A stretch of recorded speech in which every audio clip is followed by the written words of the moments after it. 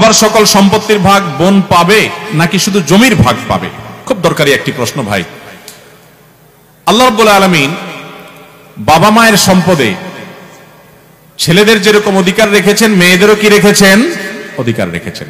এই অধিকারটা শুধু জমি জমাতে না, সকল সম্পদে, এমনকি বাবার ঘর, বাবার আপনার আসবাবপত্র, ব্যবসা বাণিজ্য, কল কারখানা, দোকানপাট, ব্যাংক ব্যালেন্স যা আছে, এই সব কিছুর মূল্য নির্ধারণ করে সেখান থেকে আনুপাতিক হারে মেয়েদেরকে দিতে হবে। আমি প্রায় সময় বলার চেষ্টা করি, আমাদের দেশে বাবা বা মা মারা যাওয়ার পরে ভাই হিসাবে বোনের হক পাই পাই করে কোরআন বর্ণনা অনুযায়ী বুঝাই দিচ্ছেন, এরকম মায়ের পুত খুব কম আছে। আপনাদের মধ্যে কয়জন আছেন হাত তোলেন দেখি? বাবা মারা গেছে, মা মারা গেছে, বোনের হক বুঝাই দিচ্ছেন, হাত তোলেন দেখি কয়জন আছেন? দেখেন হাত কিন্তু উঠছে না। অনেকেরই বাবা মারা গেছেন, মা মারা গেছেন, হাত কিন্তু উঠছে না। খুব ভালো করে শুনে রাখেন, ভালো করে শুনে রাখেন। রাস্তায় যদি দাঁড়ায় ডাকাতি করেন পিস্তল হাতে নিয়া, ছুরি দিয়া, এতে গুনাহ হবে। ডাকাতি ভয়াবহ অপরাধ। আপনি যদি চুরি করেন আর একজনের হক মেরে খান, এতে অপরাধ হবে। অন্যের হক মেরে খেলে যে অপরাধ হয়, ভালো করে শুনে রাখেন।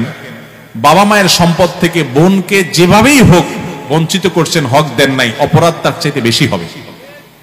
কেন বেশি হবে জানেন?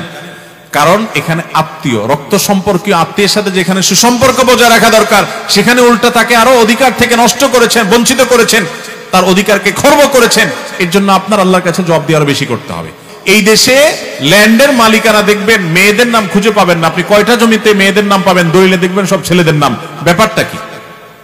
ব্যাপার হলো ভাইরা বোনদের হক মেরে খাওয়ার জন্য জাল হাদিস বানাইছে। বলে যে বাবার বাড়ির সম্পত্তি মেয়েরা নিলে তাদের এটা সয় না। শুনছেন আপনারা জাল হাদিস? বাবার বাড়ির সম্পদ খেয়ে ছেলে বড়লোক হয়ে যেতে পারবে, কিন্তু বোনকে দিবে না। এই 2 নম্বরে আমরা অনেকে করি কি করি না? অনেকে আবার এইটা করে না, একটা কৌশল করে। কৌশলটা আমি বলি। কৌশলটা হলো, ধরেন বাবা মারা গেছে, মা মারা গেছে, বোনদেরকে ডাকে ভাইরা। এটার নাম আমি দিছি বাটপার ভাই। এই বাটপার ভাইরা ডেকে বলে, এখন বোন দেখো, বাবা তো যা রেখে গেছে দেখছো, বাবার জন্য অনেক পয়সা করে আমি খরচ করা লাগছে, অসুখ বিসুখ ছিল, আর তোমাদেরকে তো বিয়ে শাদী দিছি, সামনেও দেখাশোনা করা লাগবে, বোন বাগিনা আসো। এখন তোমাদের তো এখানে কোরআন হাদিস অনুযায়ী আপনার হক আছে, মৌলভী সাহেব বলছে যেটা দিতে হবে, আল্লাহ কোরআনে বলছেন ফরিদাতুম মিনাল্লাহ, আল্লাহর নির্ধারণ, এটা দিতে হবে। এখন তোমরা কি বলো? এমন ভাবে উপস্থাপন করে, বোনরা চিন্তা করে বাবার বাড়ি বিটায় উঠে দাঁড়াইতে হবে, এসে পা রাখতে হবে, এখানে একটু বেড়াইতে আসতে হবে, এখানে নাড়ি পোতা আছে, বাবা মার স্মৃতি আছে, আসতেই হবে।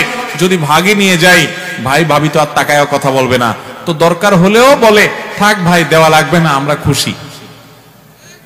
এই 2 নম্বরই করা হয় কি হয় না? মেয়েদের সাথে 2 নম্বর এটা এখানে না, বাসর রাত থেকে শুরু হয়। বাসর রাতে ওই যে চলা অঙ্কের মোহর ধরে মেয়ের বাপরা বোকার মতো পায় না 10 টাকাও ধরে 10 লাখ টাকা। তো ছেলেও কম বাট পান না, বাসর ঘরে যায় বউরে বলে, দেখো মোহর তো 10 লাখ ধরছে, আল্লাহর রহমতে কয়দিন পরে ইটালি চলে যাব, কত 10 লাখ আসবে, সবই তো তোমার। এখন তুমি অনুমতি না দিলে তো আমি সামনে আগাইতে পারি না, তুমি কি বলো? এবার মেয়েরাও বোকা, সহজ সরল আমাদের দেশে, বলেছে আরে বলেন কি, টাকা দিয়ে আমি কি করব, সেসব লাগবে না, সে মাফ করে দেয়, বাস ছেলে পার পায়ে গেল আর কি। এই বাটপারি মেয়েদের সাথে ওই বাসর রাত থেকে শুরু হয়, বাবা মার সম্পদ পর্যন্ত। ফুফু হয়ে গেছে, কয়জন মায়ের পুত আছেন বলতে পারবেন? আমার দাদা সম্পদ দেয় নাই, বঞ্চিত করছে, চাচারা দেয় নাই, বাপেরা দেয় নাই, আমি ভাতিজা হিসাবে ফুফুদেরকে ডেকে হক বুঝাই দিছি। এরকম আছেন মায়ের পুত? খুব একটা নাই এ দেশে। ভাইরা আমার, নামাজ পড়তে পড়তে কপালে দাগ ফেলানো এটা সহজ, রোজা রাখতে রাখতে পেটকে ক্ষুধার্ত করে ফেলা এবং পিঠের সাথে লাগাই ফেলা সহজ। অনেক আমল করা এদেশে অনেক সহজ, কিন্তু বাবা মার সম্পদে বোনদের অধিকার কোরআনের বর্ণনা অনুযায়ী পাই পাই করে বুঝাই দেব, 1 ফোঁটাও রাখবো না। তারা না নিলে জোর করে দিব, এবং দেওয়ার সময় বলবো, বোন এটা নিতে তুমি হেজিটেশন করো না, তুমি এটা নাও। বাবার সম্পদে তোমার ভাগ নেওয়ার মানে এই না যে তোমার সাথে আমার সম্পর্ক শেষ হয়ে গেল। ভাই বোন, ভাই বোন রক্তের সম্পর্ক চিরকাল থাকবে। এই ভিটা তোমার, চিরকাল আসবা, বাবা মার স্মৃতি, এখানে তুমি সারা জীবন আসবা, আমি তোমার বাড়িতে যাব। এই হক নেওয়ার সাথে তোমার সাথে আমার সম্পর্ক শেষ হওয়ার কোনো সম্পর্ক নাই, তুমি 100 বার আসবা, এটা নিয়ে যাও। এরকম বুক ফুলায় বলার মতো বাই হওয়ার চেষ্টা করবেন তো ইনশাআল্লাহ। মনে রাখবেন, অন্যের হক মেরে মানুষ কখনো পয়সাওয়ালা হয় না ভাই, এই জমিন রেখে চলে যেতে হবে। হাদিসে আসছে নবী সাল্লাল্লাহু আলাইহি ওয়াসাল্লাম বলেছেন, 1 বিঘত জমি যদি আপনি মেরে দেন, 7 তবক জমিনকে আল্লাহ তাআলা আপনার গলায় ঝুলিয়ে দিবে, কত খাইতে পারিস খা, আযাব হবে। দুনিয়া থেকে নিতে পারবেন না কাপনে কাপড় ছাড়া কিছু, সব রেখে যেতে হবে। কাপনে কাপড়ের পকেট নাই, কাপনের কাপড়ের পকেট নাই, কিছু নিয়ে যেতে পারবেন না, সব রেখে যেতে হবে।